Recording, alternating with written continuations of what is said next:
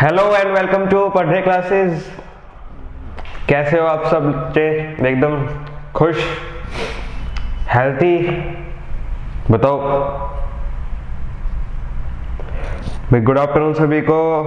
आरजू, अमन, कोमल, ऋतिका, सोनिया, राहुल भाई सभी को गुड आफ्टरनून। सारे आ चुके हो। बताओ भाई कैसे हो? कैसे निकालने 2 दिन, मतलब वीकेंड वाले?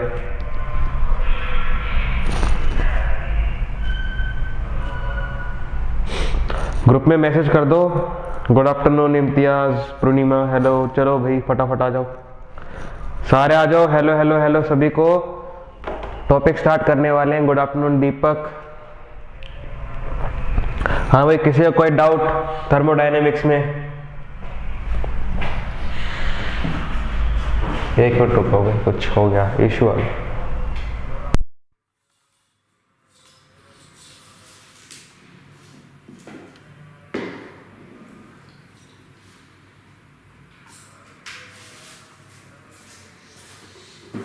किसी का कोई डाउट है या सभी को क्लियर हुआ पड़ा? टॉपिक प्रैक्टिस करनी रहेगी अब तो आपकी, है ना?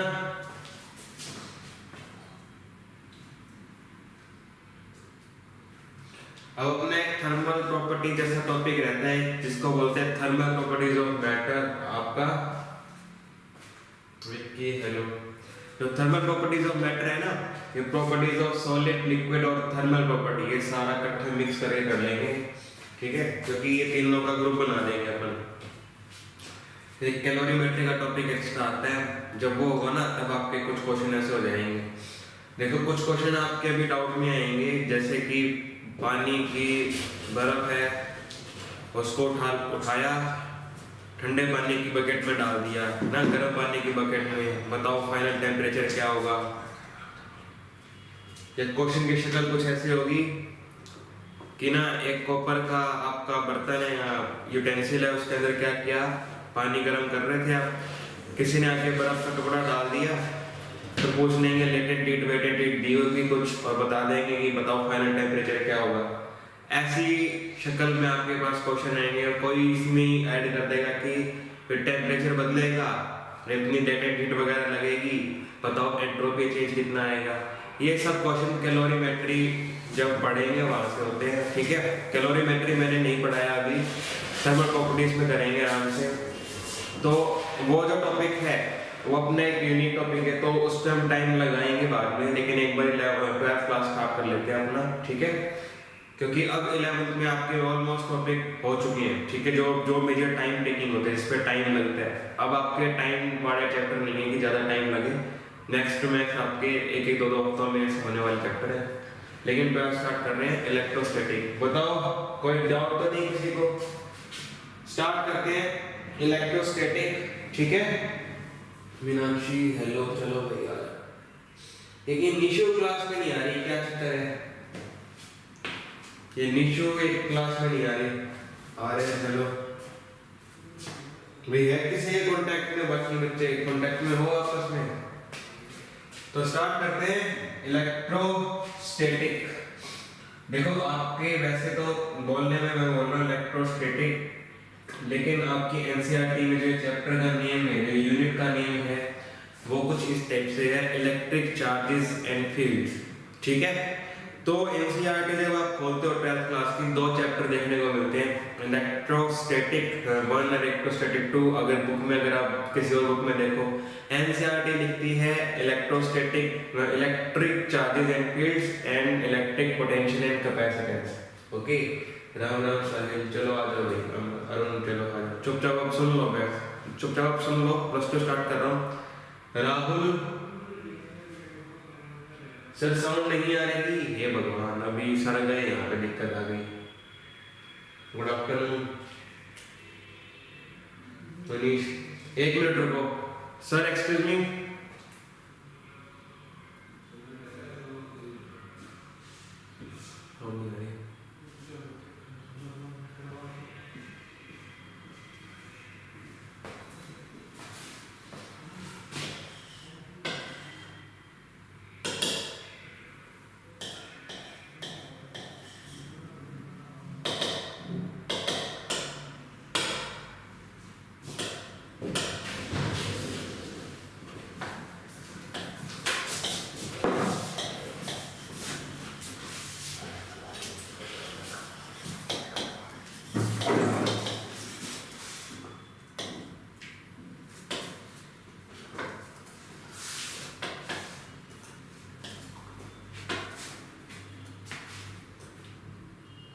माइक ये रहा, लगा हुआ है, माइक लगा हुआ है। 1 मिनट रुको। लगाया, लगा रखे हैं। अब आ गई? एक बंदा बैठा रहेगा। आ चुकी है क्या अब? हाँ जी, ओके, चलो चलो स्टार्ट कर रहे हैं। इलेक्ट्रोस्टैटिक। देखो बेसिकली जब ये क्लास 12th में चैप्टर पढ़ाया जाता है, क्लियर कट बात करता हूँ, तो दो फेज में पढ़ाया जाता है। One is electric charge and field करके, उसके बाद इलेक्ट्रिक पोटेंशियल एंड कैपेसिटेंस करके। But through out the physics, जो अब जब आप इसको ना बड़े लेवल पे पढ़ते हो, देर इज नथिंग कि आपका इलेक्ट्रिक चार्जेस एंड फील्ड्स एक अलग टॉपिक है, इलेक्ट्रिक पोटेंशियल एंड कैपेसिटेंस अलग टॉपिक है। ठीक है, एनसीईआरटी दो चैप्टर्स में बाइफरकेट करके पढ़ा रही है इलेक्ट्रोस्टैटिक। असल में जो सारा फिनोमिना है, ठीक है, वो आपका इलेक्ट्रोस्टैटिक है। ठीक है, अब सुनो ध्यान से, देखो क्या होता है। अभी तक जो फिजिक्स के ब्रांचेस हम पढ़ रहे थे, दैट इज योर मैकेनिक्स। ठीक है, हमने हीट एंड थर्मोडायनेमिक्स भी पढ़ा। ठीक है, मेनली फोकस तो अपना मैकेनिक्स पे था, जब इतने लंबे टाइम से जो हम पढ़ते आ रहे हैं, ग्रेविटेशन, रोटेशनल मोशन टाइप, ये सब आपका मैकेनिक्स का सारा पार्ट था। Now we are switching on electromagnetism. अब हम स्टार्ट करने जा रहे हैं फिजिक्स की वो ब्रांच जिसमें इलेक्ट्रोमैग्नेटिज्म यानी कि इलेक्ट्रिक फील्ड और मैग्नेटिक फील्ड का जो सारा फिनोमिना आपका नेचर में होता है, ठीक है, उनका कॉज क्या है, कैसे आपके नेचुरल जो आपके न्यूटन लॉ ऑफ फोर्सेस के अलावा भी जो fundamental of forces of nature हैं, वेलोसिटी डिपेंडेंट फोर्सेस। ठीक है, वेलोसिटी डिपेंडेंट अभी तक आपने समझा नहीं था। नाउ आप अब समझोगे एक नए टाइप का फोर्स जिसको बोलते हैं लॉरेंस फोर्स या वेलोसिटी डिपेंडेंट फोर्स। तो जब इलेक्ट्रोडायनेमिक्स जब हम पढ़ते हैं, इलेक्ट्रोमैग्नेटिज्म हम पढ़ते हैं, तो हम यूनिक टाइप ऑफ कॉन्सेप्ट सीखते हैं। ठीक है, और अब हम जा रहे हैं मैक्रोस्कोपिक वर्ड से माइक्रोस्कोपिक की तरफ। ठीक है, अब हम मैक्रोस्कोपिक लेवल से हट के जा रहे हैं माइक्रोस्कोपिक की तरफ। माइक्रोस्कोपिक मतलब एक इलेक्ट्रॉन को देखेंगे अलग से, ठीक है, एक आपके प्रोटॉन को देखेंगे, एक जो यूनिक चार्ज होता है अल्फा पार्टिकल, ऐसे चार्जेस को हम पकड़ पकड़ के देखेंगे। ठीक है, ये है आपका इलेक्ट्रोमैग्नेटिज्म का जो है ब्रांच फिजिक्स का। ठीक है, आसान होती है, कोई दिक्कत नहीं है, बिल्कुल इजी वे में करेंगे। हाँ, इसके कोर बातें बड़ी इंपॉर्टेंट है, वो कोर समझना अपने को जरूरी है, ये नहीं कि हम अपनी इमेजिनेशन से चलते हैं। ठीक है, तो बेसिकली इस टाइप के जो टॉपिक होते हैं उसमें हर कोई ये बताता है कि इलेक्ट्रोस्टैटिक मतलब चार्जेस एट रेस्ट वगैरह वगैरह। सबसे पहले तो हम बेसिक बात करते हैं। ठीक है, मैं एज्यूम करता हूं कि आपने थोड़ा बहुत इलेक्ट्रॉन क्या होता है, स्ट्रक्चर ऑफ एटम के कुछ कुछ पार्टिकल्स के बारे में पढ़ा होगा। लाइक व्हाट इज इलेक्ट्रॉन, किसने खोजा, व्हाट इज प्रोटॉन, इस किसने खोजा। ठीक है, प्रोटॉन पे पॉजिटिव चार्ज होते हैं, इलेक्ट्रॉन पे नेगेटिव चार्ज होते हैं, ये इतना सब आपको पता है, ये मैं एज्यूम करके चलूंगा। ठीक है, क्योंकि आप 9th क्लास में भी पढ़ के आ चुके हो। अब अपन समझ रहे हैं फिजिक्स के टर्म में कैसे अपने को डील करना है, क्या समझना है। देखो, जब साइंटिस्ट को एक अनुभूति हुई, अनुभूति मतलब एक होता है ना इंटेंशन आता है अंदर से कि मैक्रोस्कोपिक वर्ड से माइक्रोस्कोपिक में जब जाएंगे, इलेक्ट्रिक, इलेक्ट्रॉन, प्रोटॉन, इन सब के अंदर कुछ अलग ही खिचड़ी पक रही है। तो पता लगा कि फर्स्ट ऑफ ऑल जब आपके नेचर के फंडामेंटल फोर्सेस की स्टडी की गई, नंबर 1 फोर्स निकल के आया ग्रेविटेशनल फोर्स, जो कि फंडामेंटल है, नेचर का बनाया है। ठीक है, ग्रेविटेशन फोर्स के बाद जैसे ही हम माइक्रोस्कोपिक वे में आगे बढ़े, तो देखो फर्स्ट डिस्कवरी ये थी कि हम जमीन पे चलते कैसे हैं। ठीक है, हम अपने जो फ्लोर है उस पर चलते कैसे हैं। तो अब आप दिमाग में डायरेक्ट बोलोगे सर फ्रिक्शन होता है इस वजह से हम चलते हैं, लेकिन जब इसको आज एक माइक्रोस्कोपिक वे में जब डिस्कवरी हुई इसके कोर पार्ट की, तो पता चला कि आपकी जूते की जो सोल है और फ्लोर का जो सरफेस है, इन दोनों के बीच में इलेक्ट्रोमैग्नेटिक फोर्सेस होते हैं। इन दोनों के बीच में इलेक्ट्रोमैग्नेटिक फोर्सेस मतलब कि जूते की सोल के नीचे और फ्लोर के ऊपर वाले सरफेस के बीच में जो फ्रिक्शन है ना, ये जो फ्रिक्शन का कॉज है वो चार्जेस हैं। यहाँ चार्जेस की अट्रैक्शन की वजह से आप फ्लोर पे खड़े हो। चार्जेस नहीं होंगे तो चाहे कितने फ्रिक्शन दे दो, आप नहीं खड़े हो पाओगे, आप चल नहीं पाओगे। ठीक है, धीरे धीरे पता चला। अब और आगे डीप में घुसे तो पता चला स्ट्रक्चर ऑफ एटम नाम की कोई चीज होती है। आज अपना इंट्रोडक्टरी पार्ट है, 20-25 दिन चलेगा आराम से ये, तो इसका कोर्स समझना बहुत जरूरी है। फिर पता लगा कि भाई सब कुछ जब एटम से मिलके बना हुआ है तो एटम भी किससे मिलके बना हुआ है, चार्ज से मिलके बना हुआ है। और हमें पता है कि एक पूरा का पूरा एटम न्यूट्रल होता है क्योंकि same amount of electron and proton are present there, neutron पे कोई चार्ज नहीं होता। अब यहाँ पे आती है मेन कंसेप्ट कि जब एटम के बारे में पता चल गया कि एटम अपने आप में न्यूट्रल है, इलेक्ट्रॉन प्रोटॉन और न्यूट्रॉन 3 टाइप्स ऑफ पार्टिकल्स उसके अंदर प्रेजेंट हैं, तो ये किसने बताया इलेक्ट्रॉन पे नेगेटिव चार्ज है, ठीक है। ये किसने बताया प्रोटॉन पे पॉजिटिव चार्ज है और न्यूट्रॉन न्यूट्रल होता है। पहली बात तो ये, चलो बता दिया किसी ने, लेकिन कैसे बताया। या एक बात बताओ मेरे को, मैंने कहा ये एक चार्ज पार्टिकल है, ये ठीक है, ये मैं मान लो पेन ले आया, कह दिया ये पेन पॉजिटिव चार्ज है, क्या मतलब हुआ इस पॉजिटिव चार्ज का, बताओ। ये तो मैंने आपको बोल दिया कि ए के बाद बी आता है, बी के बाद सी आता है, सी के बाद डी आएगी, रट लो। लेकिन मैंने कहा कि एक पेन है, इसके ऊपर मैंने पॉजिटिव चार्ज दिया, तो यहाँ पे एक चीज याद रखना, अगर मैं बोलता हूं कि ये पेन है, मैंने इस पे पॉजिटिव चार्ज दिया, ठीक है, और एक लाइन में ये बोलो कि ये पेन है, इसके ऊपर पॉजिटिव चार्ज है, दोनों बातें डिफरेंट हैं, एक बात याद रखना, ठीक है। यहाँ पे हर एक बात का बिल्कुल डीप मीनिंग है, ऐसा नहीं है कि आप सेम मान के चलो। अब मैं बोलूं कि ये पेन है, इस पे पॉजिटिव चार्ज है, ठीक है भाई, एक मैं बोलूं कि ये पेन है, इस पे ना मैंने पॉजिटिव चार्ज दिया, दोनों चीजें अलग अलग हैं, दोनों अमाउंट अलग अलग हैं, हर एक चीज इसकी प्रॉपर्टी अलग अलग है। वो कैसे, अब हम धीरे धीरे देखेंगे, ठीक है। तो अब आपको इतना चीज समझ आ गया कि हमारा जो बोलने का जो है एजम्पशन सही है, चलो कोई बात नहीं। तो जो जो आपके नेचर वे में जब हमने देखा कि सारा कुछ चार्जेस के ऊपर डिपेंड करता है, तो जब साइंटिस्ट ने जब फंडामेंटल फोर्सेस की जब डिस्कवरी, वो थ्योरी दी जा रही थी, तो second type of fundamental force जो निकल के आया, that is your electromagnetic forces, जो कि ग्रेविटेशनल फोर्सेस से बहुत ज्यादा स्ट्रॉन्गर थे, बहुत बहुत ज्यादा। तो ये आपने सबको पता है। अब यहाँ पे मैं ना, अब आप छोटे नए बच्चे तो हो नहीं कि आपको कुछ पता ही नहीं है, बिल्कुल ब्लैंक हो के आए हो। आपको पता है कि भाई दो मासेस के बीच में आपका पहली बात तो ग्रेविटेशनल फोर्स होता है, जो हम पढ़ के आ चुके हैं। लेकिन अगर उन दोनों बॉडीज के पास चार्ज है तो एक और टाइप का फोर्स भी होता है जो ग्रेविटेशनल फोर्स से भी ज्यादा स्ट्रॉन्ग होता है, ठीक है, और डोमिनेट भी करता है, ठीक है। अब मान लो, सीधा सा एग्जांपल देता हूँ कि एक गोला है, एक गोला, गोला मतलब लगा लो लोहे की बॉल है, दूसरी एक और लोहे की बॉल है, ठीक है। ये ना लोहे की बॉल अभी समझ लो बहुत छोटी छोटी हैं, साइज इनका बहुत छोटा छोटा है, बिल्कुल बिल्कुल माइन्यूट साइज की है।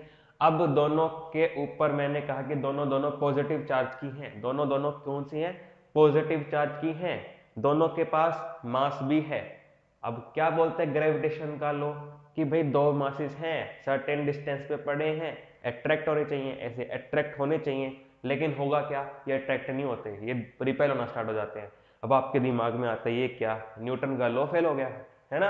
भाई न्यूटन तो कह के जा रहा है कुछ और, कि न्यूटन ने बोला दो मासेस हैं m1, ठीक है, m2, ठीक है। अब दोनों को मैंने क्या किया, कुछ डिस्टेंस पे रखा, दोनों में अट्रैक्शन हुई ही नहीं, ये तो उल्टा रिपेल हो गए। तो या तो साइंटिस्ट को पहले पता नहीं चला, है ना, या तो हम ये जूम लेके चले कि साइंटिस्ट को नहीं पता इलेक्ट्रोमैग्नेटिक फोर्स के बारे में कुछ भी, उन्होंने देखा कि न्यूटन का लॉ ये बोलता था ना कि दो मासेस तो अट्रैक्ट ही हो सकते हैं, यहाँ रिपल्शन हुई कैसे। द आंसर इज, इन दोनों के पास कुछ ना कुछ तो ऐसा था, कुछ ना कुछ तो ऐसा था जिसकी वजह से ये रिपेल हुए, हाँ कि ना। यहां ऐसे ऐसे एक्सपेरिमेंट से आपकी जो उत्पत्ति हुई, मतलब या थोड़े से हिंदी वर्ड बोलूंगा मैं, उत्पत्ति मतलब कि कुछ पता चला किसके बारे में, चार्जेस के बारे में, ठीक है। कुछ फीलिंग आई, चल ठीक है, चलो ठीक है गौरव, ठीक है, चार्जेस के बारे में फीलिंग आ गई, ठीक है। मतलब कि ग्रेविटेशनल फोर्स तो होना चाहिए था, वो कहाँ चला गया, है ना। बोलने में तो अपने को पता है दो मास हैं। अब यहां आती है फीलिंग चार्जेस की, ठीक है, कि इन दोनों मासेस के पास कुछ ना कुछ एक्स्ट्रा एक प्रॉपर्टी और है जिसको हम डिटेक्ट नहीं कर पा रहे। सिमिलरली जब स्पेस में जाके हमने ये चीज देखी, स्पेस में जाके जब हम अर्थ के सरफेस से बाहर चल जाते हैं, एटमॉस्फेयर से भी बाहर चले गए, स्पेस में चले गए, तो ऊपर एक मैग्नेटिक फील्ड अर्थ की आपको पता है होती है, वहां पे भी ऐसी गड़बड़ आ रही है। तो मतलब कि साइंटिस्ट को धीरे धीरे एक मोटिवेशन आने लगा कि ग्रेविटेशनल फोर्स के अलावा भी नेचुरल का एक और फोर्स है जिसको हम पता नहीं लगा पा रहे। तब तक हम न्यूक्लियर फिजिक्स में इतना नहीं घुसे थे, तब तक अब आपकी इलेक्ट्रोमैग्नेटिक थ्योरी ही चल रही थी, उसी पे ही सारा काम हो रहा था। और पहले आपकी ये इलेक्ट्रोस्टैटिक वगैरह कुछ नहीं थी, इलेक्ट्रोस्टैटिक से भी पहले ब्रांच थी क्लासिकल इलेक्ट्रोडायनेमिक्स। ठीक है, क्लासिकल इलेक्ट्रोडायनेमिक्स, वहां से जब ये चीजें पता लगी कि yes there is fundamental force also, gravitational force के अलावा एक फंडामेंटल फोर्स और भी होता है जिसको नाम दिया गया इलेक्ट्रोमैग्नेटिक फोर्सेस। ठीक है, इलेक्ट्रोमैग्नेटिज्म जिसको बोलते हैं ना, इलेक्ट्रोमैग्नेटिज्म वो वाला। ठीक है, तब वहां से आपका पता चला कि पार्टिकल्स के पास, ठीक है, अपना एक मास है, ओके, उसके साथ साथ एक प्रॉपर्टी और है। अब यहाँ पे मैं अब आपको पूरा समझाने वाला हूँ कि चार्ज क्या होता है। ठीक है, हमने बोल दिया कि चार्ज होता क्या है, ये पॉजिटिव चार्ज है, नेगेटिव चार्ज है, हमारे लिए फीलिंग है, बट आज मैं आपको थोड़ा सा बताऊंगा कि चार्ज को मैं कैसे समझ सकता हूँ। देखो फॉर एग्जांपल, अगर मैं बोलूँ आपके पास एक प्रोटॉन है एक इलेक्ट्रॉन है, आप फटाफट क्या करोगे, कॉपी में ऐसे बना के रख दोगे कि ये सर एक गोला है, ये इलेक्ट्रॉन है। असल में इलेक्ट्रॉन क्या है किसी ने देखा तो नहीं। मैं कहूँ ये प्रोटॉन है, प्रोटॉन के अराउंड इलेक्ट्रॉन घूमता है एटम में, है क्या इलेक्ट्रॉन? कोई छोटा सा गोला गोला है क्या? सोचो जरा एक बार, ये कि हम बोलते तो हैं हर बार कि ये इलेक्ट्रॉन है, ये क्या गोला गोला है? बताओ। या थोड़ा छोटा सा पार्टिकल है ना, ये इलेक्ट्रॉन यूं यूं करके घूमता रहता है, घूमता रहता है, घूमता रहता है, ऐसे इलेक्ट्रॉन आया, ये अपना छोटा सा प्रोटॉन है, न्यूक्लियस है, उसके अराउंड है ना छोटा सा कंचे जैसा छोटा सा घूम रहा है। बताओ बताओ, सोचा है कभी किसी ने ये चीज कि मैं एक इलेक्ट्रॉन को समझू कैसे? देखो, ड्रॉ करने के लिए तो मेरे पास क्या है, स्फीयर है, मैं बना दूंगा। कल को मैं सवाल भी कराऊंगा कोलम्ब लॉ में कि ये एक 4q चार्ज है, ये -2q चार्ज है, बताओ कोलम्बिक फोर्स कितना होगा? कोई बच्चे तो आप हो नहीं, आपको पता है ये चीज। बट मैं कह रहा हूँ कि ये 4q ये क्या है, मतलब ये क्या लिख क्या रहा हूं मैं? हमने तो बोल दिया कि 4q चार्ज है, ये असल में क्या है ये? वहां पे क्या चार ऐसे ऐसे इलेक्ट्रॉन पड़े हैं या चार छोटे छोटे से कंचे टाइप कुछ पड़ा है, ये बताओ। ये है सवाल मेन, ये है चार्जेस का फंडा, कि चार्ज हम किसी पार्टिकल को बोलते हैं, या चार्ज जैसी कोई ऐसे जैसे कोई मतलब होता है ना रेत का पार्टिकल, छोटा सा कण है कि हाँ भाई ये जो छोटा सा पार्टिकल है ना आपकी मिट्टी का, इसको मैंने बोल दिया ये लो एक्सरे एक इलेक्ट्रॉन है, ये चार्ज पार्टिकल है, ले लो। ऐसा होता है क्या? तो ये चीज निकाल लो दिमाग से। देखो क्या है आपकी जो नेचर है इसमें चार्ज से पहले जो चीज आई थी वो आई थी electric field and magnetic field. ठीक है, आपके नेचर में चार्ज से जो पहले चीज आई थी वो आई थी electric field and magnetic field. ठीक है, और देखो आज इतना डीप में मैं घुसूंगा नहीं, लेकिन यहीं से एक फीलिंग आती है इंसान की लाइफ में कि भगवान जैसे भी कोई चीज होती है। क्यों? क्योंकि सबसे पहले आई थी लाइट, और लाइट क्या है, आपकी mixture of electric field and magnetic field. ये चीज मैं आपको लास्ट में जब ये थ्योरी खत्म करा दूंगा, तब ये चैप्टर आएगा ना EM वेव, वहां पढ़ेंगे, तब मैं बताऊंगा कि लाइट क्या है, आपकी इलेक्ट्रोमैग्नेटिक वेव है। तो नेचर में पहले क्या आई थी, लाइट आई थी, इलेक्ट्रोमैग्नेटिक वेव।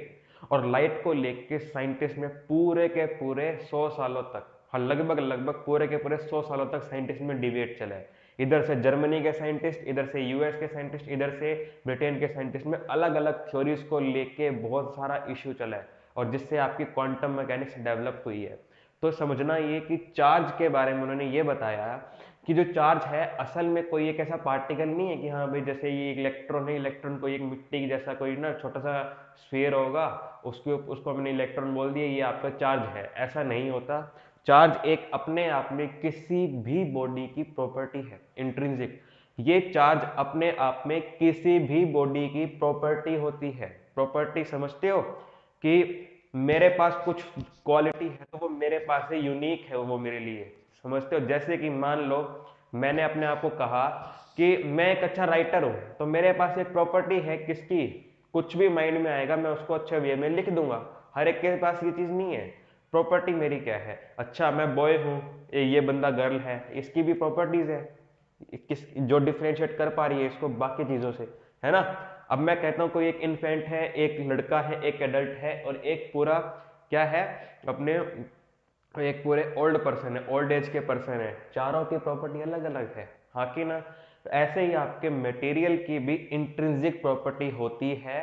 ठीक है, और वो प्रॉपर्टी का मेजरमेंट क्या है, जब एक्सटर्नल इलेक्ट्रिक फील्ड और मैग्नेटिक फील्ड में वो परफॉर्मेंस कैसे देगा। ठीक है, ये चीज समझना। अभी तक दिमाग में ये था आपके कि चार्ज आया, चार्ज से electric field magnetic field I, from charge से इलेक्ट्रिक फील्ड मैग्नेटिक फील्ड बनाते हैं, नहीं, पहले इलेक्ट्रिक फील्ड और मैग्नेटिक फील्ड आई। अब ये कहां से आई, लाइट की वजह से आई। अब ये चीजें क्यों कनेक्टेड हैं, ये आपको थोड़ा जब आप डीप में बड़े हो जाओगे तब आपको समझ आएगा। लेकिन समझना कि लाइट कहां से आई, इसके बारे में आज तक किसी को नहीं पता। थ्योरीज आई हुई हैं, थ्योरीज आई हैं, ठीक है, लेकिन फर्स्ट लाइट कहां से आई, डजंट नो। स्पिरिचुअलिटी बोलती है कि भगवान की उसकी देन है, साइंटिस्ट बोलते हैं कि कुछ ये हुआ होगा, बम फटा होगा, ये होगा, वो बात अलग है, उस पर हम डिस्कस नहीं करेंगे। लेकिन इतना समझना, कोई भी पार्टिकल जिसको मैं बोलता हूं कि आपका इलेक्ट्रॉन एक पार्टिकल है, ऐसा मत समझना। ठीक है, समझाने को मैं समझा सकता हूं, लेकिन ये गलत चीज है, गलत नहीं बता सकता मैं, क्योंकि इलेक्ट्रॉन आपका पार्टिकल और वेव दोनों तरह से बिहेव करता है। तो इलेक्ट्रॉन को आप ये मत समझना कि इलेक्ट्रॉन प्रोटॉन ये आपके ना छोटे छोटे गोले गोले कंचे जैसे पार्टिकल हैं, इनको मैंने चार्ज बोल दिया, ऐसा नहीं है। चार्ज किसी भी बॉडी की प्रॉपर्टी को बोला जाता है, ठीक है, चार्ज किसी बॉडी की प्रॉपर्टी को बोला जाता है। ठीक है, अब थोड़ा सा इलेबोरेट करता हूं। मान लो, समझने के लिए मैंने क्या किया, मैंने एक बॉडी मान ली कि ये लो, मैंने आपकी एक बॉडी है, ये ठीक है, एक बॉडी है, इसके पास मास था, इसके पास कोई एक मास था। अभी मैं माइक्रोस्कोपिकली चल रहा हूं ना, तो समझना कि 10 की पावर -31 की रेंज में ना मैं आपका ये पार्टिकल मान रहा हूं, लगभग इलेक्ट्रॉन के मास जितना ही आपका, ये मैंने मान लिया कि कोई एक पार्टिकल है। ठीक है, अब मैं कहूं कि इसके पास चार्ज है, अभी मेरे को नहीं पता चार्ज है कि नहीं है, मेरे को कुछ भी नहीं पता। मैं कहूं कि इस बॉडी के पास चार्ज है, कैसे पता लगाऊंगा, तो जिस बॉडी का अगर हम चार्ज जानना चाहते हैं तो उसका मेजरमेंट क्या है, सबसे पहले आप उसके ऊपर इलेक्ट्रिक फील्ड और मैग्नेटिक फील्ड दोनों अप्लाई करके देखो, इलेक्ट्रिक फील्ड और मैग्नेटिक फील्ड दोनों अप्लाई करके देखो। मान लो मैंने इलेक्ट्रिक फील्ड और मैग्नेटिक फील्ड अप्लाई कर दी, ठीक है, ये एक इलेक्ट्रिक फील्ड एक मैग्नेटिक फील्ड मैंने अप्लाई कर दी, ठीक है। अब अगर इसने कुछ डिफरेंट फिनोमिना परफॉर्म कर दिया, मतलब कि मैंने इसको कोई टच नहीं किया, कुछ भी नहीं किया, अगर इलेक्ट्रिक फील्ड और मैग्नेटिक फील्ड में इसने कोई प्रॉपर्टी या कुछ भी इसने परफॉर्म कर दिया, लाइक ये मूव हो गया ऐसे या इधर उधर उधर, हम उससे पता लगाते कि यस बॉडी के पास चार्ज था। ठीक है, अगर ये बॉडी चार्जलेस होती तो क्या होता है, इलेक्ट्रिक फील्ड यूं की यूं निकल जाती, ऐसे कैसे ऐसे कैसे निकल जाती, ठीक है, और कुछ भी ना होता इसके ऊपर, इस जो भी आपका पार्टिकल मैंने बोला इसके ऊपर कुछ भी ना होता। तो समझ गए ये चीज। चार्जेस का पता कैसे लगाते हैं कि जब कोई बॉडी अपनी प्रॉपर्टी से किसी इलेक्ट्रिक फील्ड और मैग्नेटिक फील्ड में कुछ फिनोमिना शो करे। मैं ये नहीं बोलता कि ये बिल्कुल मूवी कर जाए ऐसे या ऐसे, हल्की सी डिफ्लेक्शन भी शो कर दे, इसके पास चार्ज है, मैं बोल सकता हूँ। हाँ, तो डुअल नेचर के ऊपर मैं अभी बात नहीं कर रहा, तो उसको छोड़ दो, अभी वो डुअल नेचर हम आगे बढ़ेंगे, उसको छोड़ दो। ठीक है, तो चार्ज का पता कैसे लगता है किसी बॉडी पे, इलेक्ट्रिक फील्ड और मैग्नेटिक फील्ड छोड़ दो, अगर कुछ उसने कर दिया परफॉर्म, देन चार्ज है उसके ऊपर, अदरवाइज उसके ऊपर कोई चार्ज नहीं है। तो चार्ज के बारे में समझ गए कि charge is an intrinsic property of any body which performs an activity in the external electric field and magnetic field. Okay, अब आगे बढ़ते हैं कि चलो मैंने कर दिया यहाँ पे परफॉर्म, इसने एक्टिविटी कर दी, इसने एक्टिविटी कर दी, ठीक है, एक्टिविटी इसने कर दी। तो देखो एक्टिविटी करने का मतलब क्या है कि मान लो मैंने इलेक्ट्रिक फील्ड डाली, ये जो मैंने अपना पार्टिकल माना था इस मास से इस मास का, इसने क्या किया, ऐसे मूव करना स्टार्ट कर दिया, इसने क्या किया, ऐसे मूव करना स्टार्ट कर दिया। अब एक बार बताओ, इसके ऊपर चार्ज था, कैसे पता चला, इलेक्ट्रिक फील्ड डाली या मैग्नेटिक फील्ड डाली, इसने मोशन कर दी, ठीक है, इसने मोशन कर दी। अब मेरे को पता लग गया कि ये इधर मूव करने के लिए चला गया, ठीक है। अब ये सिर्फ नोमेनक्लेचर का सेंस है कि जब ये इधर मूव करने चला, हमने बोल दिया इसके ऊपर पॉजिटिव चार्ज है, हमने बोल दिया इसके ऊपर पॉजिटिव चार्ज है, सीधा से हमने मतलब बोल दिया कि इसके ऊपर पॉजिटिव चार्ज है, ठीक है। अब ये मान लो इलेक्ट्रिक फील्ड हमने ऐसे डाली, इसने क्या किया, ऐसे ऐसे मूव करना स्टार्ट कर दिया, दूसरी बारी में ऐसे मूव करना स्टार्ट कर दिया, हमने इसको बोल दिया नेगेटिव चार्ज है, ठीक है, हमने इसको बोल दिया नेगेटिव चार्ज है। समझ गए पॉजिटिव चार्ज और नेगेटिव चार्ज का मतलब, समझना। अभी इलेक्ट्रॉन प्रोटॉन की बात नहीं कर रहा मैं कि ये इलेक्ट्रॉन है या प्रोटॉन है, ना ना ना, ये चार्ज है, चार्ज एक प्रॉपर्टी है कि पॉजिटिव चार्ज मतलब पॉजिटिव प्रॉपर्टी कि इलेक्ट्रिक फील्ड की डायरेक्शन में जाएगा। ये एक नोमेनक्लेचर का सेंस है, इस चीज को मैं आगे प्रूव भी करके दिखा दूंगा। पर अब इतना समझो कि पॉजिटिव चार्ज और नेगेटिव चार्ज के बारे में कैसे पता चला। भाई जो चीज पॉजिटिव चार्ज अगर मान लो इधर जा रहा था तो नेगेटिव चार्ज पॉजिटिव वाले का उल्टा कर रहा था सब कुछ। मैंने बोल दिया ये नेगेटिव चार्ज है, ये सिर्फ एक नोमेनक्लेचर का सेंस है। ओके, यहाँ पे ये मत समझना कि नेगेटिव वाला इधर चला गया मतलब इलेक्ट्रॉन इधर चला गया, प्रोटॉन इधर चला गया। प्रोटॉन इलेक्ट्रॉन में भी मत घूमो, वो अलग ही चीज है। लेकिन अब इतना समझो कि कोई बॉडी है जिसपे चार्ज है, पता लगा लिया। चार्ज पता लगाने के बाद पॉजिटिव है कि नेगेटिव है कैसे पता चलाया, उसका उस फील्ड में चक्कर कैसे चल रहा है। जैसे मान लो ये फिक्स कर दिया हमने कि पॉजिटिव चार्ज वाला इधर जाता है, नेगेटिव चार्ज वाला उसका ऑपोजिट, सब कुछ ऑपोजिट। ओके, रिपीट, देखो ये इस बॉडी के ऊपर चार्ज है, मैंने पता लगाया कहां से, एक्सटर्नल इलेक्ट्रिक और मैग्नेटिक फील्ड से। यहां तक क्लियर हो गया? ठीक है, अब मैंने पता लगा लिया कि इस बॉडी पे कोई चार्ज है एक्सटर्नल इलेक्ट्रिक फील्ड और मैग्नेटिक फील्ड से। अब मैं कहूं कि पॉजिटिव चार्ज है कि नेगेटिव चार्ज है, कैसे पता लगाऊं?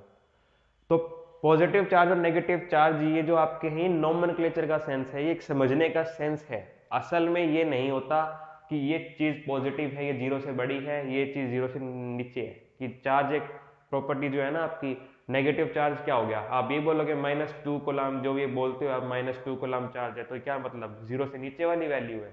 नहीं। जब मैं बोलता हूं कि एक इलेक्ट्रॉन पे नेगेटिव चार्ज है, माइनस में बोलते हो ना, -1.6 × 10 की पावर -19 लिखते हो, वो माइनस का मतलब क्या होता है? वो जीरो से कम वाली वैल्यू नहीं होती। वो एक सेंस है कि जो काम पॉजिटिव वाला करेगा उसका ठीक अपोजिट आपका नेगेटिव वाला करेगा। ओके, क्लियर है? ये इंट्रोडक्शन समझनी बहुत जरूरी है आज आपकी। जैसे कि मान लो कि ये आपका पॉजिटिव वाला चार्ज है, ये आपका इधर मूव करते हैं इलेक्ट्रिक फील्ड में। ठीक है, मैंने बोल दिया इसके ऊपर क्या है आपका +Q चार्ज है, मैंने बोल दिया ये एक बार, मैंने सिर्फ सेंस बोल दी। तो मैं -Q चार्ज क्या एज्यूम करूंगा कि ये अगर पॉजिटिव Q इधर जाता है तो नेगेटिव Q इधर जाएगा। बस ये है सेंस, ये है सेंस समझने का। क्लियर है? पॉजिटिव और नेगेटिव चार्ज के बीच में ये मत समझना कि नेगेटिव वाला जीरो से नीचे वैल्यू होती है, क्योंकि प्रॉपर्टी है भाई आपस में, ये पार्टिकल नहीं है। ओके, अब आ जाओ आगे, आगे बढ़ते हैं। चार्जेस के बारे में समझ आया, क्लियर कट आइडिया हुआ। अब आता है कि ये +Q क्या लिखता हूं, ये -Q लिखता क्या हूं, ये Q क्या है ये। ठीक है, आ जाओ। तो असल में आपकी हमेशा, ठीक है, जब आगे चार्जेस के बारे में स्टडी हो रही थी, हमेशा आपकी E/m रेशो, इलेक्ट्रॉन विद, इसको क्या बोलते हैं मैं भूल गया, इसका केमिस्ट्री में है, मिलिकन ऑयल ड्रॉप एक्सपेरिमेंट है ना, मिलिकन ऑयल ड्रॉप एक्सपेरिमेंट, उसको पढ़ना। Structure of atom class 11th chemistry chapter 2, उसमें एक मिलिकन ऑयल ड्रॉप एक्सपेरिमेंट है, उसको पढ़ना। वहां पे एक आपका ये रेशो निकाला जाता है E/m रेशो। ठीक है, E/m रेशो। ठीक है, यहां से पता चलता है कि किसी बॉडी पे आपके इलेक्ट्रॉन पे चार्ज कितना था। ठीक है, इस रेशो से पता चला था। अब आपको समझाता हूं कैसे। देखो, आपका जो मैंने बोला चार्ज क्या है, चार्ज किसी भी पार्टिकल की प्रॉपर्टी है। ठीक है, इट इज नॉट कि चार्ज खुद एक पार्टिकल है, ये किसी पार्टिकल, किसी भी बॉडी की अपनी एक प्रॉपर्टी है। ठीक है, अब कोई मेजरमेंट तो होनी चाहिए इसकी, कि मैं कहूं कि ये वाला चार्ज बढ़ा कि ये वाला चार्ज बढ़ा, कोई तो मेजरमेंट का तरीका होना चाहिए ना।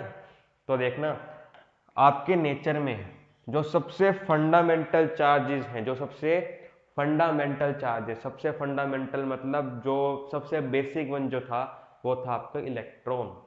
ठीक है, आपके नेचर में जो सबसे फंडामेंटल जो चार्ज देखने को मिला है अब तक, फंडामेंटल मतलब उससे छोटा चार्ज नहीं है, मतलब है उसके बाद क्वार्क भी आता है, पर आपके लेवल तक मतलब उससे छोटा कोई चार्ज पार्टिकल नहीं है, दैट इज इलेक्ट्रॉन। ठीक है, आपका इलेक्ट्रॉन जो है, आपका इलेक्ट्रॉन जो है अब तक का सबसे ज्यादा मोस्ट फंडामेंटल, सबसे जो बेसिक जो चार्ज है, वो आपका क्या है, इलेक्ट्रॉन। इधर से आपका क्या आ गया, प्रोटॉन। इधर से आपका क्या आ गया, प्रोटॉन। ओके ठीक है। अच्छा इन दोनों में पता कैसे चला? देखो एक्सपेरिमेंटली डिफाइंड फैक्ट है ये, एक्सपेरिमेंटली कैलकुलेटेड है, एक्सपेरिमेंटली बताए जा सकते हैं कि जो काम प्रोटॉन इलेक्ट्रिक फील्ड और मैग्नेटिक फील्ड में करता है सेम वही काम अपोजिटली इलेक्ट्रॉन करता है। ठीक है, जो काम आपका प्रोटॉन करता है वही काम आपका उल्टा सब जो जो ये करेगा ना प्रोटॉन उसका उल्टा, मतलब ये अगर इधर जाएगा ये इधर आ रहा है इलेक्ट्रॉन। ठीक है, ये प्रोटॉन आपका कुछ और कर रहा है, ये बिल्कुल उसका अपोजिट कर रहा है, लेकिन करेगा सेम एक्टिविटी सेम साइज की। तो इसके ऊपर जो मोस्ट फंडामेंटल जो चार्ज निकला, ठीक है, जो मोस्ट फंडामेंटल जो चार्ज निकला वो था क्वांटिटेटिवली, मेरे वर्ड को ध्यान समझना, क्वांटिटेटिवली दैट इज 1.6 इंटू 10 की पावर -19 कुलाम्ब ने यूनिट दी थी इसकी, दैट इज सी 1.6 इंटू 10 की power -19 coulomb. Same type of charge आपका क्या था 1.6 इंटू 10 की पावर -19 कुलम। अब आपके दिमाग में क्या आएगा, ध्यान से समझना ये चीज, ध्यान से समझना, ये है प्रोटॉन पे चार्ज, ये है इलेक्ट्रॉन पे चार्ज, फीलिंग समझो, ये है एक इलेक्ट्रॉन पे क्वांटिटेटिवली प्रॉपर्टी। मेरे पास खून है कितना 12 ग्राम Hg लिखते हैं ना, 12 ग्राम हीमोग्लोबिन में बोलते हैं ना कि 12 Hb काउंट है मेरी, तो ये क्या है इस इलेक्ट्रॉन पे इतनी चार्ज की काउंट। ठीक है, कूलम्ब ने इसकी यूनिट दी थी। ठीक है, दिस इज मोस्ट फंडामेंटल, ये है मिनिमम, किसी भी एक जो इलेक्ट्रॉन में जो मिनिमम चार्ज हो सकता है वो ये है। ओके, अभी नेचर की बात नहीं कर रहा मैं, अभी कोई नेचर नहीं लाया मैं, अभी सिर्फ मैग्नीट्यूड लाया हूं। 1 किलो चीनी है उसमें इतने चीनी के दाने आएंगे, तो 1 इलेक्ट्रॉन है तो उस पर इतना चार्ज आएगा। यहां तक क्लियर हुआ? अब नेचर की दृष्टि से जब प्रॉपर्टीज का पता लगाया तब पता लगा कि जो काम प्रोटॉन करता है उसका बिल्कुल अपोजिट काम इलेक्ट्रॉन करेगा। नेगेटिव से मेरे को क्या मिल गया, नेचर मिल गया कि इलेक्ट्रॉन आपका नेगेटिव चार्ज पार्टिकल है। ठीक है, एंड प्रोटॉन आपका पॉजिटिव चार्ज पार्टिकल है। ठीक है, समझ गए? एंड इसको आगे क्या डिनोट कर दिया आपके Q से डिनोट कर दिया, एंड इसी को ये आपका आगे डिनोट कर दिया Q से। ठीक है, इसी चीज को आपका डिनोट कर दिया Q से। ठीक है, ये Q है सिर्फ वेरिएबल डिनोट करने का तरीका है कि फिजिक्स में आपके चार्ज को हम Q से डिनोट करते हैं। यहां तक समझ आ गया सभी को?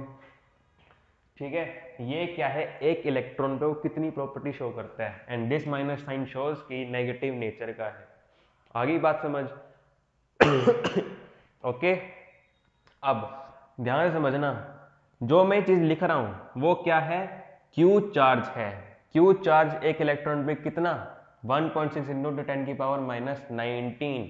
ठीक है, 1.6 इंटू 10 की पावर -19। अच्छा, अब याद रखना एक और बात, अगर चार्ज है, अगर चार्ज है तो उस बॉडी के पास मास होगा, ये बात याद रखना। अगर किसी बॉडी के पास चार्ज है उस बॉडी के पास मास ऑफ कोर्स होगा ही होगा। ठीक है, किसी बॉडी के पास चार्ज है तो उसके पास मास होगा ही होगा, एंड मास सेम हो जाए ऐसा कोई फिक्स क्राइटेरिया नहीं है। ठीक है, मास सेम हो जाए, जैसे अभी यहाँ पर बोल दिया ना कि चार्ज सेम है बस साइन का फर्क होता है, तो ऐसा मत समझ लेना कि मास सेम है साइन का फर्क लगा दो ना, मास में कोई पॉजिटिव कोई नेगेटिव नहीं होता, इनके मास अपने यूनिक हो सकते हैं और होते भी हैं। जैसे इलेक्ट्रॉन का मास कितना होता है 9.31 इंटू 10 की पावर -31 किलो, 9.11 सॉरी, अब याद नहीं है देख लेना। प्रोटॉन का कितना 1.672 इंटू 10 की पावर -27 kg होता है ना इनका, दे हैव देयर यूनिक मास, इनके पास अपना यूनिक मास है। ठीक है, लेकिन चार्जेस की चक्कर में देखो उनका क्या आपको प्रॉपर्टी नजर आ रही है कि बस ये आपका इलेक्ट्रिक मैग्नेटिक फील्ड में ऐसे परफॉर्म करेगा, इसका ठीक अपोजिट इलेक्ट्रॉन करेगा। पार्टिकल दोनों अलग अलग है, दोनों पार्टिकल अलग अलग हैं, दोनों का मास अलग अलग है, बल्कि प्रोटॉन तो भारी भी है इलेक्ट्रॉन से 8000 गुना भारी है, शायद इतना ही होता है 1870 होता है, इतना ही होता है, 8000 होता है नहीं 1870 देख लेना। ओके, अब आ जाओ बात, जो ये वैल्यू है, जो ये वैल्यू है ये आई कहां से, इसके लिए आपको मैंने बता दिया मिलिकन ऑयल ड्रॉप एक्सपेरिमेंट पढ़ लेना, केमिस्ट्री से आता है ये, फिजिक्स में अपना ऐसा कोई काम है नहीं। आगे बढ़ते हैं, आगे समझना, सारे इधर कनेक्ट हो जाओ। अब इधर देखो, जो आपका मैंने चार्ज बोला, ठीक है, जो मैंने चार्ज बोला ये कूलाम क्या है, कूलाम की यूनिट में है कि हाँ भाई एक इलेक्ट्रॉन पे इतने कूलाम चार्ज है, इतने मतलब ये जो वैल्यू है इतने कूलाम चार्ज है। अगर मैं इसी का अपोजिट कर दूं, इसी का अपोजिट कर दूं, समझना, अगर मैं बोलूं एक इलेक्ट्रॉन पे इतना कूलाम चार्ज है तो एक कूलाम चार्ज में कितने इलेक्ट्रॉन आ जाएंगे, ये चीज थोड़ा समझ लेना, ये यूनिटरी मेथड है और कुछ नहीं है।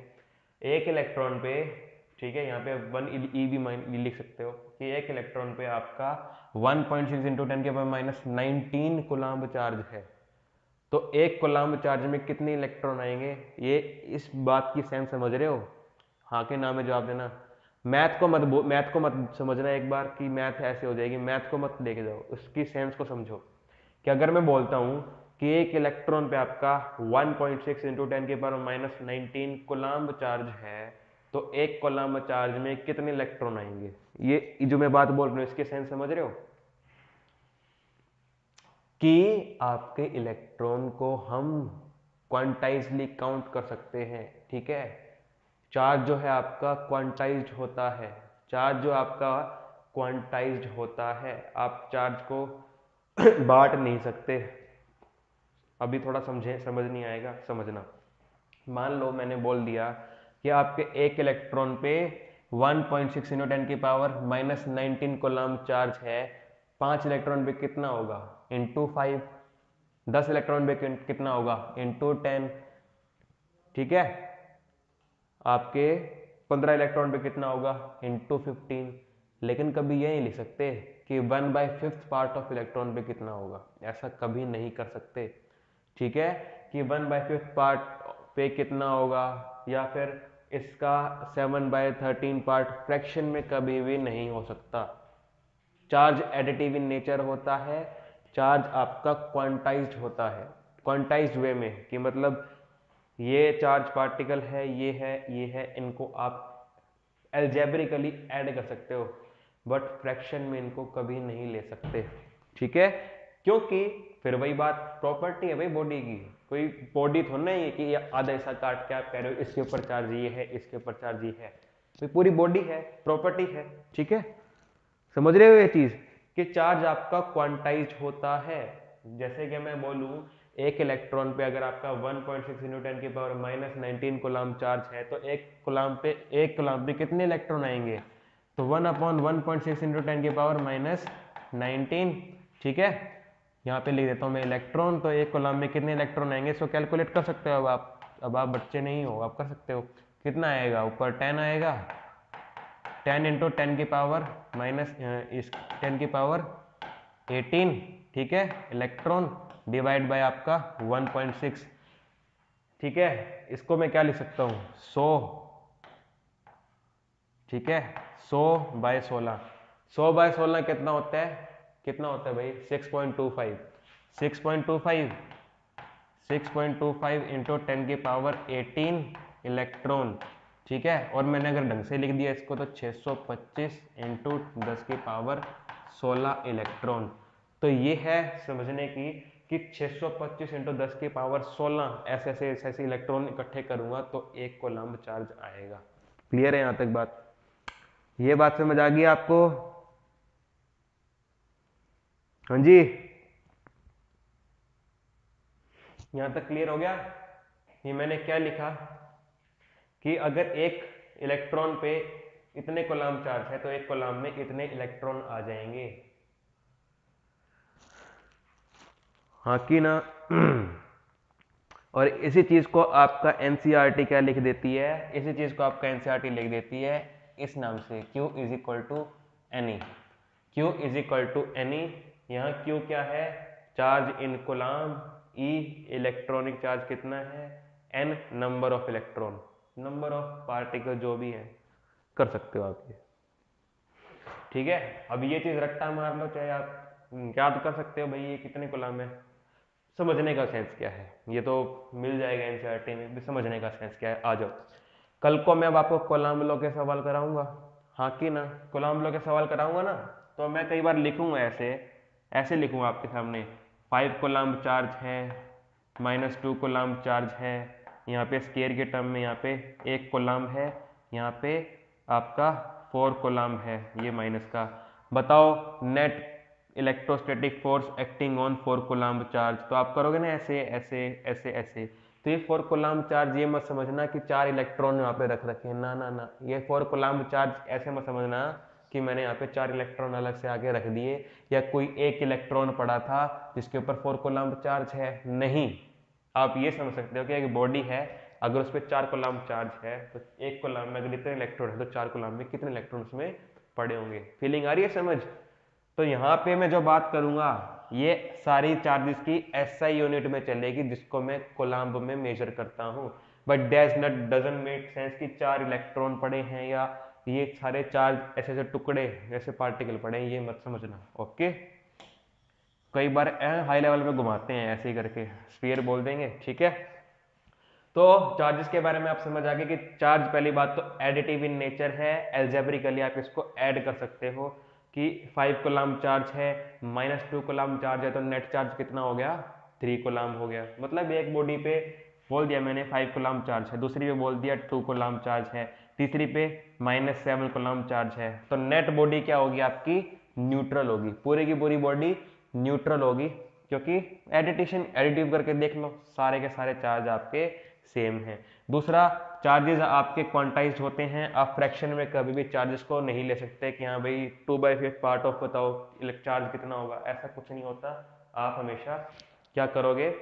क्वांटिटेटिवली, मतलब काउंटिंग में ही लोगे, इंटीग्रल मल्टीपल, ये भी बता रही है, यहाँ से पता चल रहा है। अगला, आप कभी भी चार्जेस को क्रिएट नहीं कर सकते, डिस्ट्रॉय नहीं कर सकते, ये चलो थ्योरेटिकल है, बताने वाली कोई बात नहीं है।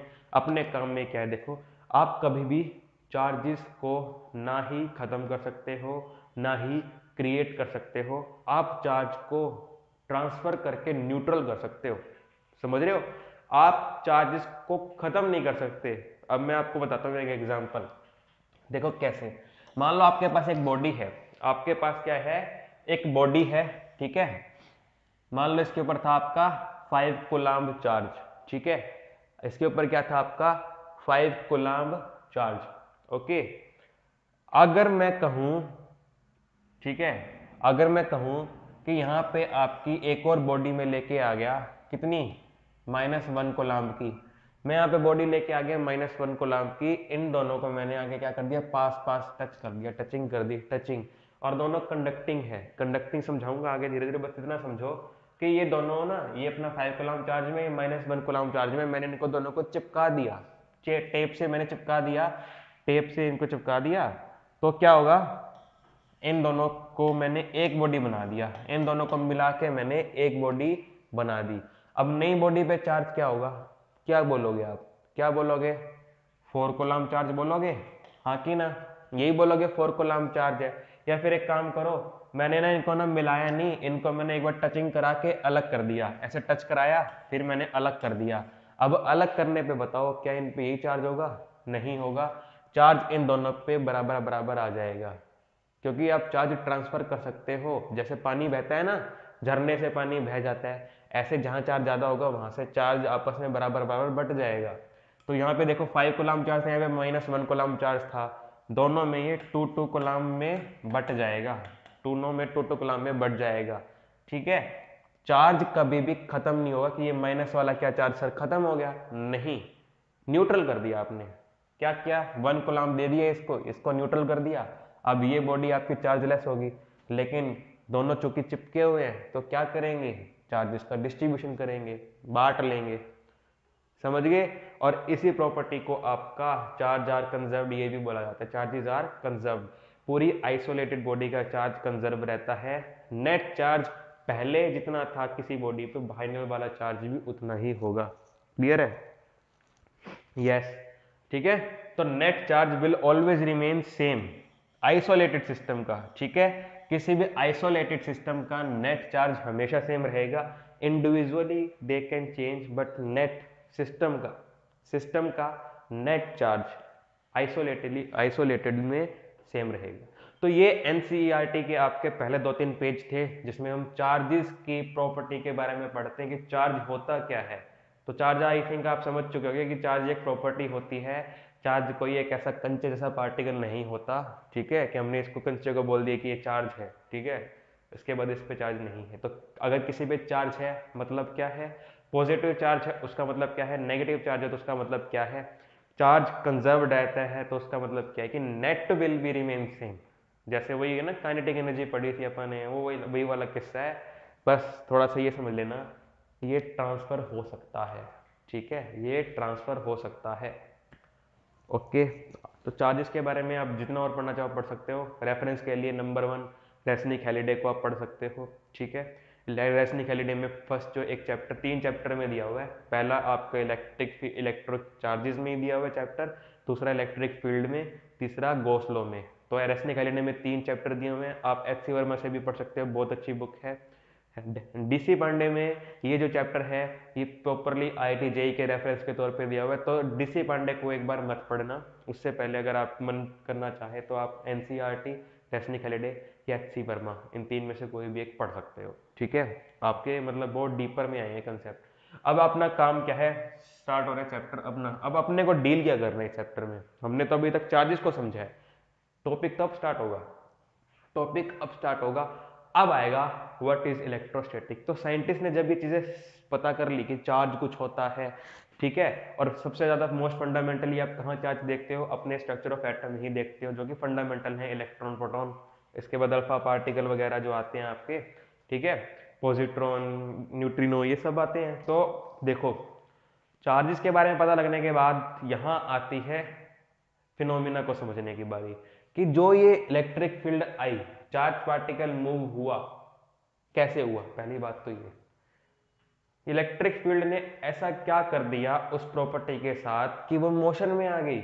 नंबर 1 थिंग ये, अच्छा इलेक्ट्रिक फील्ड ना होती, ये चार्ज होता, तो दूसरा चार्ज आके इसके साथ जब डांस करता है, जैसे कि मैंने एक एग्जांपल दिया कि 2 बॉडी पे सेम चार्ज था, 2 बॉडी पे सेम चार्ज था, ठीक है, और एक का मास था आपका 5 किलो, दूसरे का मास था आपका 2 किलो, होनी चाहिए थी एक दूसरे से अट्रैक्ट होने की बजाय क्या हो गया, ये रिपेल हो गई। तो यहां से पता चला कि जब चार्ज आपके रेस्ट पे होते हैं, अब असल में चार्ज रेस्ट पे नहीं होते कभी भी, कोई इलेक्ट्रॉन आपको कभी मिलेगा ही नहीं कि ये रेस्ट पे, इस कमरे में इलेक्ट्रॉन रेस्ट पे पड़ा है, कभी नहीं मिलेगा। बट एक फिजिक्स जरूर है कि हम चार्जेस एट रेस्ट पढ़ते हैं, ठीक है। तो फर्स्ट जो प्रॉपर्टी है जिसमें हम चार्जेस को उनकी स्टैटिक पोजीशन में पढ़ते हैं, that is called your electrostatic, ठीक है, कि जब हम आपके सारे के सारे चार्जेस को, ठीक है, उनकी रेस्ट पोजीशन में, स्टैटिक मतलब रुकी हुई, इलेक्ट्रो मतलब चार्जेस, तो जब चार्ज आपके रुके हुए हैं उस पर्टिकुलर मीडियम के अंदर, ओके, और वो कैसी कैसी प्रॉपर्टी शो कर रहे हैं, ठीक है। अभी चार्ज 2 चैप्टर तक अपना रेस्ट पे रहेगा, पड़ा हुआ है चुपचाप, बस शांति से पड़ा हुआ है, ठीक है। धीरे धीरे आपका चार्ज मूविंग चार्जेस में जाएंगे, जो आपका पड़ता है ना मूविंग चार्जेस एंड मैग्नेटिज्म, वहां चार्ज मूव करेगा, फिर धीरे धीरे मूविंग चार्ज से इलेक्ट्रिक फील्ड कैसे बनेगी, मूविंग चार्ज से मैग्नेटिक फील्ड कैसे बनेगी, फिर वहां पढ़ेंगे। फिर इसके बाद लास्ट में क्या होगा, चार्ज एक्सेलरेट भी करेगा। जब चार्ज मूव करेगा तो कांस्टेंट वेलोसिटी से मूव करेगा, उसके बाद आपका एक्सेलरेट करेगा, एंड देन आपका स्टार्ट हो जाएगा इलेक्ट्रोमैग्नेटिक वेव। तो ये है पूरी की पूरी 5 चैप्टर की समरी जो आपकी एनसीईआरटी में दी हुई है इलेक्ट्रोमैग्नेटिक वेव तक, कि क्या है इलेक्ट्रोमैग्नेटिज्म। तो इलेक्ट्रोमैग्नेटिज्म का मतलब अगर ये पूरा बोर्ड इलेक्ट्रोमैग्नेटिज्म है, हम इसका छोटे वाला पार्ट पढ़ने जा रहे हैं, that is electrostatic, in which charges are at rest. ये हम पढ़ेंगे आने वाले 2-3 हफ्ते तक, ठीक है। तो इलेक्ट्रिक पोटेंशियल भी आपका इलेक्ट्रोस्टैटिक में ही आता है, बस वहां थोड़ा एनर्जी के टर्म में बढ़ते हैं, ठीक है। यहाँ तक बात समझ आई। अब समझते हैं कि चार्जेस एट रेस्ट का मतलब क्या है। चार्जेस एट रेस्ट का मतलब क्या है, देखो, चार्जेस एट रेस्ट का सिंपली सा मतलब ये है, इमेजिनरी सिचुएशन जिसमें आपका चार्ज रेस्ट पे है, एक एनवायरनमेंट है जिसमें आपके इलेक्ट्रॉन, प्रोटॉन, जो चार्ज पार्टिकल नहीं है, रेस्ट पे हैं, ठीक है, रेस्ट पे हैं इन द सेंस मोशन में नहीं है, ठीक है। और इनके ऊपर इन्फ्लुएंस भी नहीं है किसी एक्सटर्नल फील्ड का। इन्फ्लुएंस नहीं है एक्सटर्नल फील्ड का, इसका मतलब जान लो कि मान लो कोई एक्सटर्नल फील्ड नहीं आ रही, जैसे भी मैंने फील्ड बना के दिखाई थी ना कि फील्ड आई, पॉजिटिव चार्ज ऐसे मूव करने लग गया, अभी ऐसा कुछ नहीं है, बस एक पूरा स्पेस है दिख रहा है व्हाइट कलर का, इसमें ये एक चार्ज बनाया, ये रेस्ट पे है, ये मैं मान के चलता हूँ, ठीक है। मतलब किसी एक पर्टिकुलर रेफरेंस पॉइंट से इसकी पोजीशन नहीं बदलने वाली, ठीक है। आ जाओ अब समझते हैं, ठीक है। तो it is just like gravitation, जो अब हम ग्रेविटेशन पढ़ के आए थे सेम वही चीज है। कूलम्ब लॉ की स्टार्टिंग हो जाती है, स्टार्टिंग यहाँ से आपकी कि भाई आपके इलेक्ट्रॉन आपके जो चार्ज पार्टिकल हैं जब रेस्ट पे होते हैं ना, जब रेस्ट पे होते हैं, ये बात याद रखना, जब भी आपके चार्ज पार्टिकल रेस्ट पे होंगे उनके बीच में एक एट्रैक्टिव या इंटरैक्टिव फोर्स होगी जिसको बोलते हैं कोलम्बिक फोर्स, इंटरैक्टिव, ठीक है। इंटरैक्टिव मतलब या तो रिपल्सिव भी हो सकती है या आपकी क्या हो सकती है, अट्रैक्टिव। समझते हैं। कूलम्ब ने बोला कि सर जब आपके दो चार्ज रेस्ट पे होंगे, जब आपके दो चार्ज पार्टिकल रेस्ट पे होंगे, ठीक है, इन दोनों के बीच में इंटरेक्शन होगी, ये इसको इंटरेक्ट करेगा, ये इसको इंटरेक्ट करेगा, ठीक है। इंटरेक्ट कैसे करेगा ये डिपेंड करता है इनके चार्जेस पे, ठीक है। अगर ये दोनों सेम नेचर के चार्ज हैं, सेम नेचर के मतलब या तो पॉजिटिव या नेगेटिव के हैं, ये दोनों एक दूसरे को पसंद नहीं करते, ये दोनों धक्का मार देंगे दूसरे को, ये दोनों क्या करेंगे, आपस में एक दूसरे को रिपेल करेंगे, ठीक है। वहीं अगर ये दोनों चार्ज पार्टिकल आपके अपोजिट नेचर के हैं, ठीक है, ये दोनों चार्ज पार्टिकल अगर आपके अपोजिट नेचर के हैं, इन दोनों में क्या होगा, अट्रैक्शन होगी, अट्रैक्शन होनी स्टार्ट हो जाएगी। अच्छा, अब आती है बात समझना, क्या सर इस टाइम जब ये दोनों पे इलेक्ट्रोस्टैटिक फोर्स लग रही है तो क्या ग्रेविटेशनल फोर्स जीरो है? सवाल आता है ये, क्योंकि सर अभी आपने थोड़ी देर पहले बताया था, हमने सुना था कि कोई भी चार्ज पार्टिकल विदाउट मास नहीं आ सकता, कोई भी चार्ज किसी बॉडी पे उसके मास के बिना नहीं आ सकता, मतलब मास तो होना जरूरी है। मास अगर दोनों के पास है तो क्या सर हम ग्रेविटेशनल फोर्स को भूल जाएं? क्या ग्रेविटेशनल फोर्स नहीं लगेगी? द आंसर इज लगेगी, और एक्सपेरिमेंटली भी लगती है। कोई भी जो दो चार्ज पार्टिकल हैं अगर उनके पास मास है तो उनके ऊपर ग्रेविटेशनल फोर्स लगती है, बट चूंकि ग्रेविटेशनल फोर्स इतनी वीक है comparison to your electromagnetic force, ये जो आपको इलेक्ट्रोस्टैटिक फोर्स जो है कोलम्बिक फोर्स, उसके मुकाबले इतनी वीक है, उसका इफेक्ट ही नजर नहीं आता, तो इलेक्ट्रोस्टैटिक फोर्स जो होते हैं ना आपके बहुत ज्यादा स्ट्रॉन्ग है, बहुत ज्यादा। एक ग्रेविटेशनल फोर्स इतना स्ट्रॉन्ग नहीं है, ठीक है, तो इसलिए आपको उसका इफेक्ट नजर नहीं आता। होते हैं, ग्रेविटेशनल फोर्स लग रहा होगा और पूछा भी जाएगा आपसे, लेकिन जो इफेक्ट है आपको इलेक्ट्रोस्टैटिक का ही नजर आएगा क्योंकि वो स्ट्रॉन्ग है, ऑब्वियसली बात है, खींच जाएगा ऐसे। चलो समझ गए, तो थोड़ा सा भी कूलम्ब लॉ कर लेते हैं, बाकी कल डिटेल में करेंगे कूलम्ब लॉ को, क्योंकि कूलम्ब लॉ बच्चों वाला नहीं करना अपन, एक क्यू स्क्वायर अपन आर स्क्वायर करके फारिग करना है, पूरा बड़ा करेंगे अच्छे तरीके से। बस फिलहाल के लिए इतना समझ लो, मान लो आपके पास कोई भी दो चार्ज पार्टिकल हैं, क्योंकि पेयरिंग होनी जरूरी है यहाँ पे चार्जेस की। अगर मान लो आपके पास नेचर में दो चार्ज पार्टिकल हैं और दोनों के दोनों आपके रेस्ट पे हैं, स्टैटिक हैं, तो दोनों क्या होंगे, एक दूसरे से इंटरेक्ट करेंगे कोई ना कोई फोर्स से, ठीक है। तो इन पे मैंने बोल दिया कि मान लो इस पे चार्ज आपका क्या है, Q1 है, इस पे चार्ज क्या है आपका, Q2 है। मेरे वर्ड को ध्यान से समझना, मैंने बोला इस पे Q1 चार्ज है, इस पे Q2 चार्ज है, यहाँ से समझ जाना Q1 चार्ज Q2 चार्ज का मतलब क्या है, n मल्टीपल ऑफ इतने इलेक्ट्रॉनिक चार्ज इसके ऊपर प्रेजेंट है, मतलब n multiple of electronic charge इसके ऊपर प्रेजेंट है, इस पे n कोई दूसरा होगा, ओके। नंबर 2 पॉइंट Q1 और Q2 अगर मैंने ऐसे लिख दिया, अभी आप नहीं बता सकते कि ये Q1 पॉजिटिव है या Q2 पॉजिटिव है, ठीक है, या Q1 नेगेटिव है Q2 नेगेटिव है, वो एज पर क्वेश्चन आपको देगा, ठीक है, वो एज पर क्वेश्चन आपको देगा। फिलहाल के लिए इतना मान लो कि चाहे चाहे इनके नेचर कैसे भी हो, चाहे इनके नेचर कैसे भी हो, जो फोर्स का मैग्नीट्यूड होगा, पहली बात याद रखना, जो फोर्स का मैग्नीट्यूड होगा वो इनवर्स स्क्वायर लॉ पे चलेगा, वो इनवर्स स्क्वायर लॉ पे चलेगा, like gravitational force, like gravitational force, जैसे आपको ग्रेविटेशनल फोर्स दोनों के रिलेटिव डिस्टेंस के स्क्वायर पे चल रहा था ना, इनवर्सली प्रोपोर्शनल। तो मैं यहाँ पे लिख देता हूँ आपका इन दोनों के रिलेटिव डिस्टेंस, जो बीच का जो डिस्टेंस है r है, उस पर डिपेंड करा था, तो ये हमेशा inversely proportional to r square होगा। और नंबर 2 पॉइंट, दोनों चार्जेस के प्रोडक्ट के इक्वल होगा, जैसे कि आपका ग्रेविटेशनल फोर्स में होता है। जब दोनों का कंबाइन इफेक्ट में लिख दूंगा तब आप समझ आना कि जो आपका कोलम्बिक फोर्स है Fc, उसका मैग्नीट्यूड कुछ इस टाइप से लिखा जाता है k Q1 Q2 upon r square, ठीक है।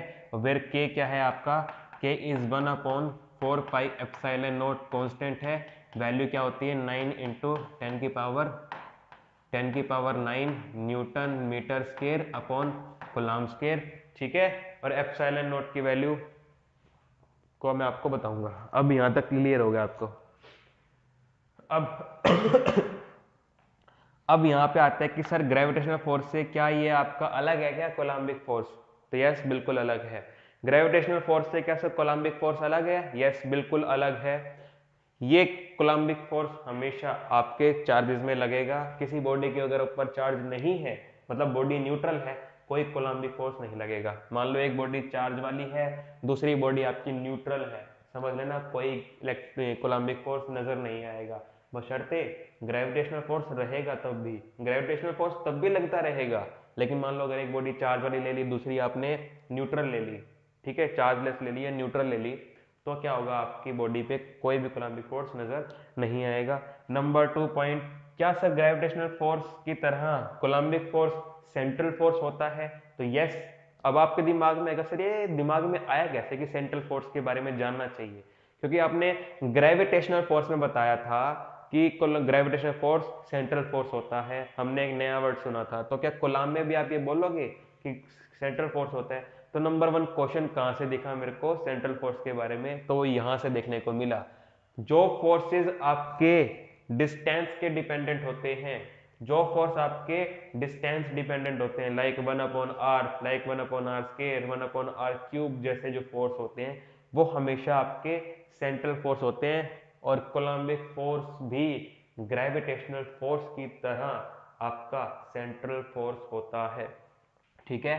सेंट्रल फोर्स मतलब क्या, जो लाइन है इन दोनों चार्जेस को ज्वाइन कर रही है, इसी लाइन पे ही इन्फानाइट तक, माइनस इन्फानाइट से प्लस इन्फानाइट तक ही इलेक्ट्रोस्टैटिक फोर्स का इफेक्ट देखने को मिलेगा। ऐसा नहीं है कि आप यहाँ पे चेक कर रहे हो उसके आसपास, इसकी विसिनिटी में कोई नहीं मिलेगा, सारा का सारा इफेक्ट इस लाइन पे जाएगा, ओके। नंबर 3 पॉइंट, क्या सर ये वाला मीडियम पे डिपेंड करता है, कोलम्बिक फोर्स क्या मीडियम पे डिपेंड करता है, तो यस, कोलम्बिक फोर्स मीडियम पे डिपेंड करता है। जैसे दो मास को आप पानी में, आसमान में, ठीक है, ऑयल में, हवा में, उनके फोर्स को जब मेजर करोगे, ग्रेविटेशनल फोर्स सेम आएगा, लेकिन कोलम्बिक फोर्स इस केस में अब सेम नहीं आएगा। दो चार्जेस को जब आप हवा में, दोबारा फिर पानी में, दोबारा फिर तेल में, ऑयल में जब मेजर करोगे, तीनों फोर्सेस आपके अलग अलग आएंगे, तीनों फोर्स आपके सेम कभी नहीं आएंगे। क्यों नहीं आएंगे, इसके बारे में कल हम डिटेल में करेंगे। जो ये चीज है इसके बारे में हमने डीप में समझना है, इस एप्सिलॉन नॉट के बारे में डीप में समझना है। क्लियर है यहाँ तक। तो अभी मोटी मोटी अपन ने बातें कर ली, इसके बाद आप क्या करना, मेरी रिकमेंडेशन है, आज जाओ एनसीईआरटी से चार्ज के बारे में पढ़ो, क्योंकि ना अभी भी आपको एक बार के लिए लगता है कि मैं चार्ज के बारे में पता है, लेकिन नहीं पता होता, ठीक है। कुछ एक क्वेश्चन आपके मिलेंगे ऐसे एनसीईआरटी में दिए हुए हैं, एक चाय के कप में पानी पड़ा है, 4 ग्राम 10 ग्राम, बताओ कितने इलेक्ट्रॉनिक चार्ज हैं या कितने इलेक्ट्रॉन पड़े हैं, ऐसे कुछ क्वेश्चन है, कर लेना, ठीक है।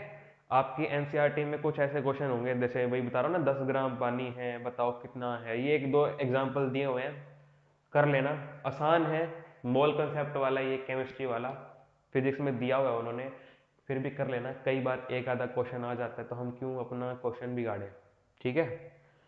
Charging by induction, charging by conduction जैसे जो टॉपिक हैं ये हम धीरे धीरे करते रहेंगे बीच में जब जरूरत पड़ेगी, अभी मैं नहीं करा रहा, अपना स्टार्ट यहाँ से कर रहे हैं यहाँ पर, ठीक है, कोर पार्ट। ओके, तो आई थिंक आज आपको पहले बेसिक क्लियर हो गया होगा चार्जेस के बारे में, बाकी करेंगे कल डिस्कशन। तब तक के लिए आज एनसीईआरटी से जरूर पढ़ना स्टार्ट कर दो, जर्नी अच्छी चलेगी, ठीक है। तब तक के लिए